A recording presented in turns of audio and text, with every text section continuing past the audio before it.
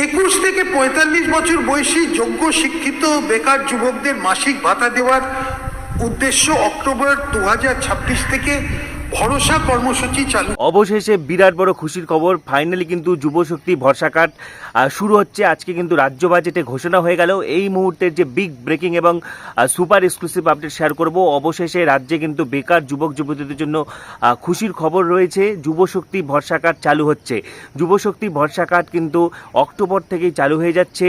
3000 টাকা কারা পাবে, কারা 2000 টাকা পাবে, বিস্তারিত তথ্য শেয়ার করে দিচ্ছি। তার আগে বলছি, যারা আমাদের চ্যানেলে নতুন ভিডিও দেখছো এখনই সাবস্ক্রাইব করো, পাশে থাকা বেল আইকনটি প্রেস করো, এই ভিডিওটি প্রচুর শেয়ার করে দাও।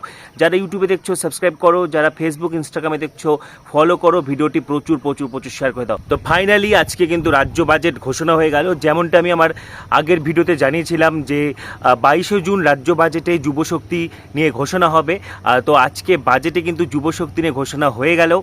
1 অক্টোবর থেকে যুবশক্তি ভরসা কার্ড চালু হচ্ছে এবং এখন কিন্তু কিছুটা চেঞ্জ করা হয়েছে। আমরা সকলেই জানি যে আগে 1500 টাকা করে ভাতা দেওয়া হতো, এবারে কিন্তু ভাতার পরিমাণ বাড়িয়ে 2000 করে দেওয়া হয়েছে, 3000 করে দেওয়া হয়েছে। যারা গ্র্যাজুয়েশন কমপ্লিট করেছে, যে কোনো স্ট্রিম থেকে যারা গ্র্যাজুয়েশন কমপ্লিট করেছে তারা যুবশক্তি প্রকল্পে তারা 3000 টাকা করে পাবে এবং যারা মাধ্যমিক পাস বা উচ্চ মাধ্যমিক পাস অর্থাৎ যাদের গ্র্যাজুয়েশন কমপ্লিট হয়নি তারা কিন্তু 2000 টাকা করে পাবে। যাদের গ্র্যাজুয়েশন কমপ্লিট হয়েছে তারা 3000 টাকা, অন্যান্যরা 2000 টাকা পাবে এবং সকলের ক্ষেত্রে পরিবারের বার্ষিক আয় 1 লক্ষ টাকার নিচে হতে হবে, ঠিক আছে। এবং 1 অক্টোবর থেকে কিন্তু যুবশক্তি ভরসা কার্ড চালু হয়ে যাচ্ছে। ক্রীড়া সংস্কৃতিকে পুনর্জীবিত করতে যুবদের ব্যাপক অংশগ্রহণের মাধ্যমে রাজ্যে খেলো ইন্ডিয়া কার্যক্রম শুরু করা হবে। এই কার্যক্রমে সমস্ত বিধানসভা এলাকায় 5 কোটি টাকা ব্যয় করে মিনি ইনডোর স্টেডিয়াম স্থাপন করা হবে।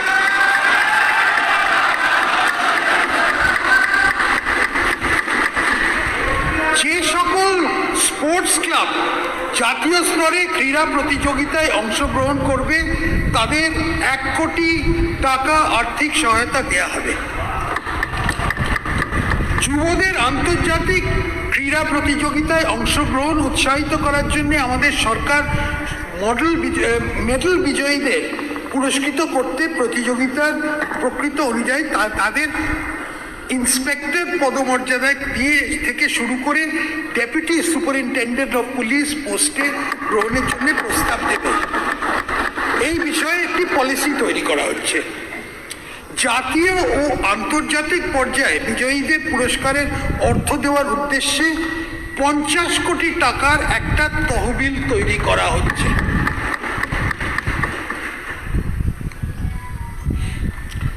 সরকারি ও সরকারি পোষিত কলেজে ছাত্রছাত্রী যারা প্রতিযোগিতামূলক পরীক্ষার প্রস্তুতি নিচ্ছেন তাদের এককালীন 30,000 টাকার আর্থিক সাহায্য দেওয়া হবে।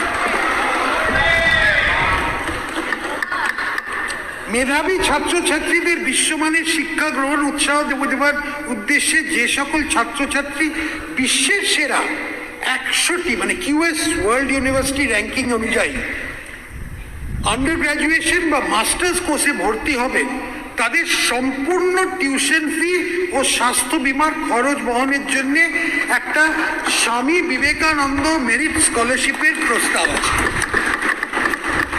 এছাড়া এটাও খুব গুরুত্বপূর্ণ, জাতীয় স্তরের শিক্ষা প্রতিষ্ঠানে আন্ডার গ্র্যাজুয়েশন ও মাস্টার্স কোর্সে যে সকল মেধাবী ছাত্রছাত্রী ভর্তি হবেন তাদের টিউশন ফি নির্বাহের জন্য আর্থিক সহায়তা দেওয়া হবে।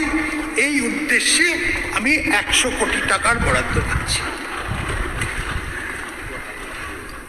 21 থেকে 45 বছর বয়সী যোগ্য শিক্ষিত বেকার যুবকদের মাসিক ভাতা দেওয়ার উদ্দেশ্য অক্টোবর 2026 থেকে ভরসা কর্মসূচি চালু করা হবে। এই স্কিমে গ্র্যাজুয়েট বেকারদের জন্য 3000 টাকা, অন্যদের মাসে 2000 টাকা ভাতা দেওয়া হবে। এই কর্মসূচি যে সকল পরিবারের আয় 1 লাখ টাকার কম এবং যারা অন্য কোনো সামাজিক সুরক্ষা প্রকল্পের সুবিধে পাচ্ছেন না এইসব পরিবারের প্রার্থীর জন্য প্রযোজ্য হবে। এখন আসা যাক জীবন শক্তি। পশ্চিমবঙ্গের সকল নাগরিকদের স্বাস্থ্য পরিষেবার জন্য সরকার আয়ুষ্মান ভারত প্রধানমন্ত্রী জন আরোগ্য যোজনা চালু করেছে। এই প্রকল্পের আওতায় অর্থনৈতিকভাবে অনগ্রসর মানুষদের বিনামূল্যে স্বাস্থ্য সুরক্ষা প্রদান করা হবে। এই প্রকল্পের প্রতিটি উপভোক্তা পরিবার প্রতি বছর 5 লাখ টাকা পর্যন্ত স্বাস্থ্য সুরক্ষার নিশ্চয়তা পাবেন। আমি আয়ুষ্মান ভারত প্রকল্পের জন্য মোট 3,100 কোটি টাকা বাজেট বরাদ্দ করেছি। এই স্কিমে আশা আইসিডিএস কর্মী এবং 70 বছরের বেশি বয়স সকল নাগরিকের সহ অনুমানিক 7 কোটি মানুষের আওতায় আসবেন। যে সমস্ত গরিব মানুষ এই স্কিমের আওতায় আসবেন না, তাদের সিএম রিলিফ ফান্ড থেকে অর্থ সাহায্য করে দেওয়া হবে।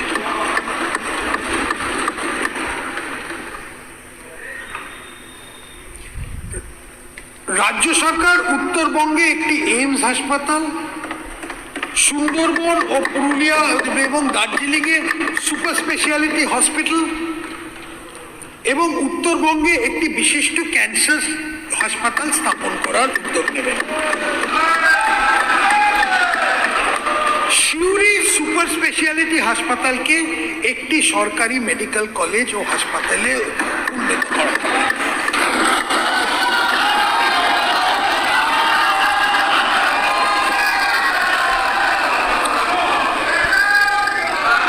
সিভিল ডিফেন্স কর্মীদের মাসে ন্যূনতম 20 দিনের কাজ পাওয়া নিশ্চিত করা হবে। রাজ্য সরকারি কর্মচারী, আধা সরকারি কর্মচারী, শিক্ষক ও অশিক্ষক কর্মীবৃন্দ সরকারের কাছে কাজ ও নীতি রূপায়ণের গুরুত্বপূর্ণ ভূমিকা পালন করেছে। এদের এই অবদানকে স্বীকৃতি দিতে আমরা ঘোষণা করছি যে বর্তমানে 18% মহার্ঘ ভাতা দিয়ে ওপর অতিরিক্ত 20%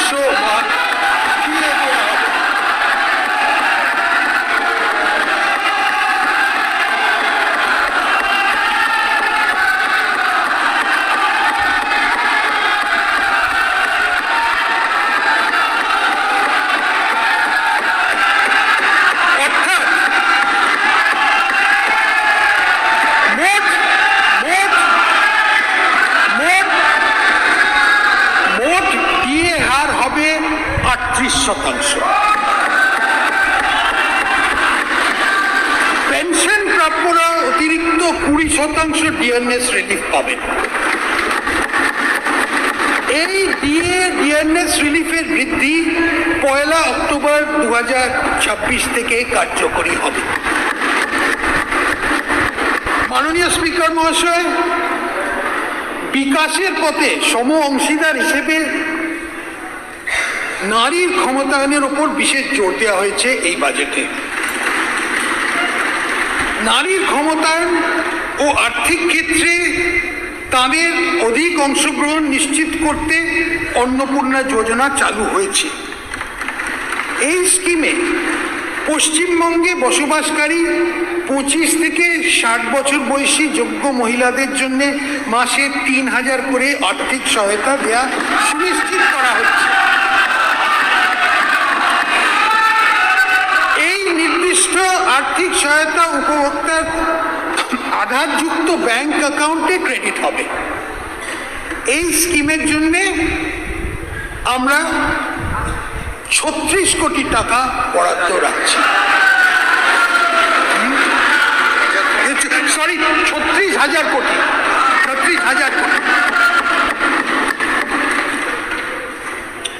উচ্চশিক্ষায় ছাত্রীদের ড্রপ আউটের হার কমাতে সরকারি ও সরকারি পোষিত মানে গভর্নমেন্ট এডেড কলেজের অবিবাহিত ছাত্রীদের এককালীন 50,000 টাকা সহায়তা দেওয়া।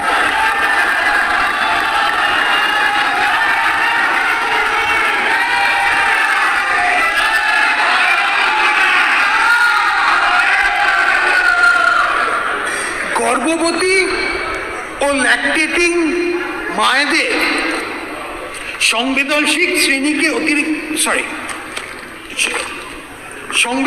শ্রেণীকে অতিরিক্ত আর্থিক সহায়তা দিতে আমি প্রধানমন্ত্রী মাতৃবন্দনা যোজনার আর্থিক সাহায্য সহ মোট 21,000 টাকার আর্থিক সহায়তা ঘোষণা করছি।